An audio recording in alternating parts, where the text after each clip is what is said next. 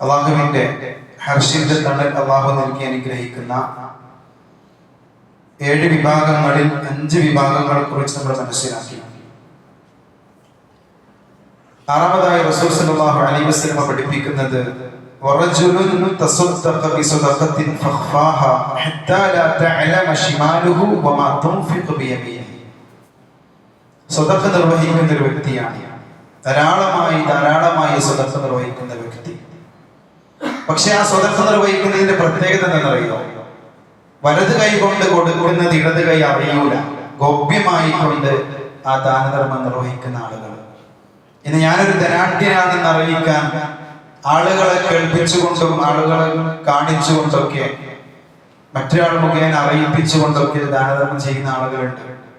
ഇത് പള്ളിയാകട്ടെ, മദ്രസ ആകട്ടെ, മറ്റേത് സംരംഭങ്ങളാകട്ടെ, അതിനൊന്നും നമുക്ക് പ്രതിഫലം കിട്ടൂല. അങ്ങനെ റിയാവോടുകൂടി ആളുകൾ കാണണമെന്ന ലക്ഷ്യത്തോടു കൂടി ഒരാൾ സ്വതന്ത്ര നിർവഹിച്ചാൽ അവൻ നരകത്തിലാണ്. കർമ്മം സ്വീകരിക്കൂല. അതുകൊണ്ട് നമ്മൾ സ്വതന്ത്ര നിർവഹിക്കുമ്പോ ആരും അറിയാതെ നമ്മൾ നിർവഹിക്കുക. പ്രവാചകൻ പറഞ്ഞു, നിങ്ങൾ സ്വതന്ത്ര നിർവഹിച്ചാൽ നിങ്ങളുടെ ധനത്തെ കുറക്കൂല. ആ ചെയ്യുന്ന സമയത്ത് പോക്കറ്റിൽ നിന്ന് 50, 100 അതല്ലെങ്കിൽ 1000, 10,000 ലക്ഷങ്ങളൊക്കെ പോകുന്നത് അപ്പോൾ കുറവായിരിക്കും. പക്ഷേ നിങ്ങളുടെ സ്വത്തിന് ഇങ്ങനെ റബ്ബ് വർദ്ധനവ് നൽകും. വർദ്ധിക്കാൻ, അധികരിക്കുക. അത് നിർവഹിക്കുന്നതോടുകൂടി നിങ്ങളുടെ സമ്പത്തിനെ ഇങ്ങനെ അല്ലാഹ് അധികരിപ്പിച്ചു കൊണ്ടിരിക്കും. സൈനുൽ ആബിദീൻ റളിയല്ലാഹു അൻഹു, അദ്ദേഹം സമ്പന്നനായിരുന്നു, മരണപ്പെട്ടു. മയ്യത്ത് കുളിപ്പിച്ച സമയത്ത് ഇവിടെ കഴുത്തിൽ ഒരു പാട് കണ്ടു. ഇത്രയും ധനികനായ സൈനുൽ ആബിദീൻ റളിയല്ലാഹു അൻഹുവിന്റെ കഴുത്തിൽ എങ്ങനെ പാട് വന്നു? ആർക്കും മനസ്സിലായില്ല. അദ്ദേഹം മരണപ്പെട്ടതിന് ശേഷം ഒരാഴ്ചയ്ക്ക് ശേഷം നാട്ടിൽ പട്ടിണി വർദ്ധിച്ചു. ഒരാൾ പറയാം, അദ്ദേഹം ജീവിച്ചിരിക്കുന്ന സമയത്ത് രാത്രി സമയങ്ങളിൽ എല്ലാവരും ഉറങ്ങിക്കിടക്കുമ്പോൾ ഭക്ഷണ പദാർത്ഥങ്ങൾ തോളിലേറ്റി ആളുകൾക്ക് ഭക്ഷണം വിതരണം ചെയ്യാറുണ്ടായിരുന്നു. ആരും അറിയാത്ത രാത്രി സമയങ്ങളിൽ ആ പട്ടിണി വർദ്ധിച്ചപ്പോഴാണ് നാട്ടുകാരറിയുന്നത്. അന്ന് തോളിലേറ്റിയതിന്റെ പാടാണ് അന്ന് മയ്യത്ത് കുളിപ്പിച്ച സമയത്ത് നമ്മൾ കണ്ടത്. നോക്കൂ, നിങ്ങൾ കൊടുക്കുന്നത്, വലത് കൈ കൊടുക്കുന്നത് ഇടത് കൈ അറിയാതെ നമ്മൾ ചെയ്യാം. അവർക്ക് അല്ലാഹു ആവശ്യത്തെ തണൽ നൽകി അനുഗ്രഹിക്കും.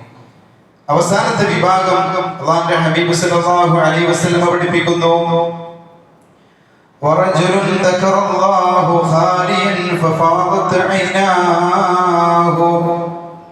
ഒറ്റയ്ക്കിരുന്ന് തന്റെ റബ്ബിനെ ഓർത്തുകൊണ്ട് കരയുന്ന മനുഷ്യനാണ്. റബ്ബിനെ കുറിച്ച് ഓർക്കുന്നു, റബ്ബിനെ ഇബാദത്ത് ചെയ്യുന്നു.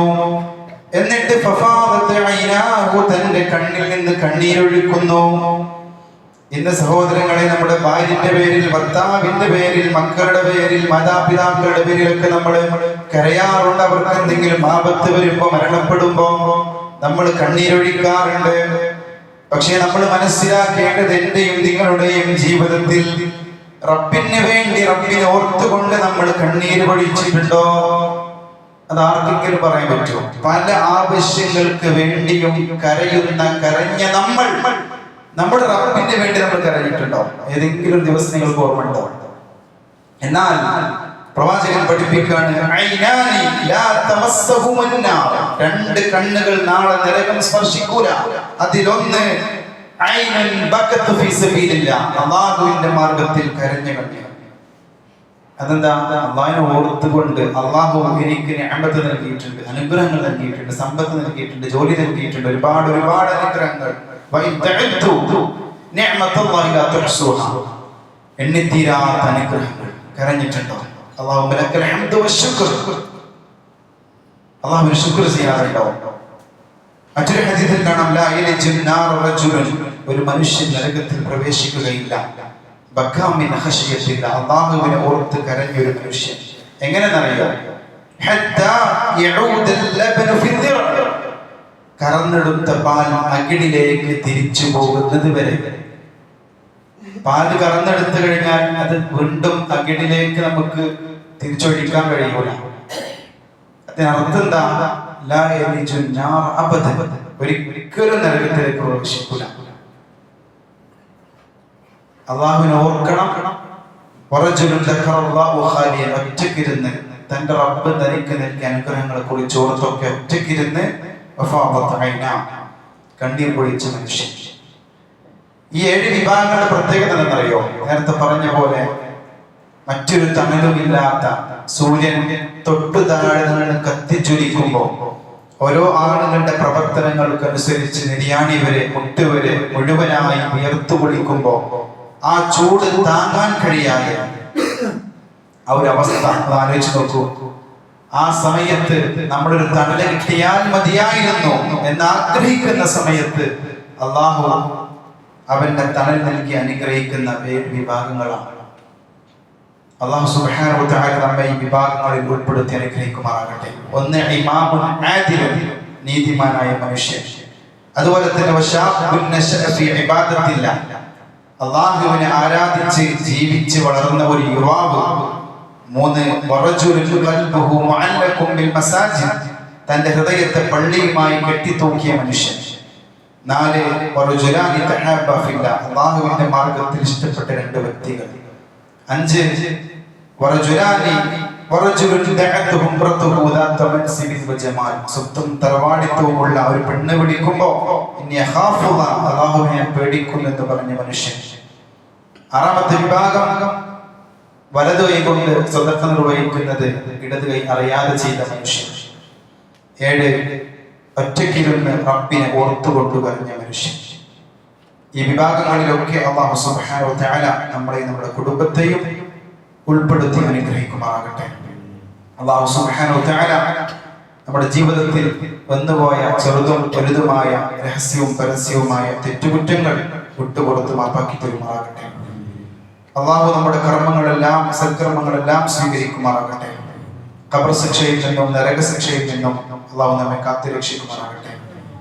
മരണപ്പെടുന്ന സമയത്ത് കലിമത്തു തൗഹീദ് ലാ ഇലാഹ ഇല്ലല്ലാഹ് ഉച്ചരിച്ച് മരണപ്പെടുന്ന യഥാർത്ഥ വിശ്വാസികളിൽ അള്ളാഹു നമ്മെ ഉൾപ്പെടുത്തി അനുഗ്രഹിക്കുമാറാകട്ടെ. കടം കൊണ്ട് പ്രയാസപ്പെടുന്നവർക്ക് അള്ളാഹു അവരുടെ കടം ദൂരീകരിച്ചു കൊടുക്കുമാറാകട്ടെ. രോഗം കൊണ്ട് പ്രയാസപ്പെടുന്നവർക്ക് അള്ളാഹു അവരുടെ രോഗത്തിന് പരിപൂർണ്ണ ശമനം നൽകുമാറാകട്ടെ. മരണപ്പെട്ടു പോയവർക്ക് അല്ലാഹു റഹ്മത്തും മഗ്ഫിറത്തും പ്രദാനം ചെയ്യുമാറാകട്ടെ. اللهم اغفر للمؤمنين والمؤمنات والمسلمين والمسلمات والأحياء منهم والأموات إنك مجيب الدعوات ويا قاضي الحاجات. اللهم أعز الإسلام والمسلمين وأذل الشرك والمشركين. اللهم يا مقلب القلوب ثبت قلوبنا على دينك. اللهم ادخلنا الجنة. اللهم أجرنا وأجر والدينا من النار. ربنا اصرف عنا عذاب جهنم إن عذابها كان غراما إنها ساءت مستقرا ومقاما. ربنا هب لنا من أزواجنا وذرياتنا قرة أعين واجعلنا للمتقين إماما.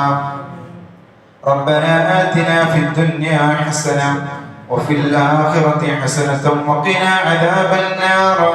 ربنا تقبل منا إنك أنت السميع العليم.